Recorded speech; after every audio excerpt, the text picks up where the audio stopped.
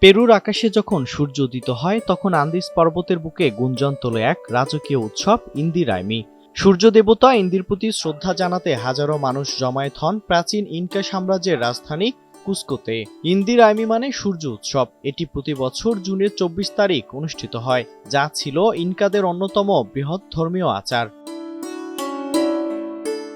এই দিনে কুস্কোর সাকসা ইয়ান হুয়ান মানে দুর্গে অভিনয় হয় ইনকা সম্রাটের আগমন, সূর্য দেবতার উদ্দেশ্যে বলিদান ও আচার অনুষ্ঠান। ইনকা রাজা ও রানী চরিত্রে অভিনয় করেন স্থানীয় শিল্পীরা এবং উপস্থিত দর্শকদের সামনে জীবন্ত করে তোলা হয় হাজার বছরের পুরনো সংস্কৃতি।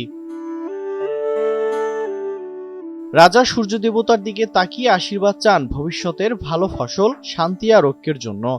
আর এই দৃশ্য দেখে হাজারো দর্শক ফিরে যায় অতীতের ইনকা সাম্রাজ্যের গৌরবময় ইতিহাসে। রঙিন পোশাক, ঐতিহ্যবাহী বাদ্যযন্ত্র আর ছন্দময় নৃত্যের মধ্য দিয়ে গোটা কুস্কো শহরই যেন রূপ নেয় এক জীবন্ত মঞ্চে।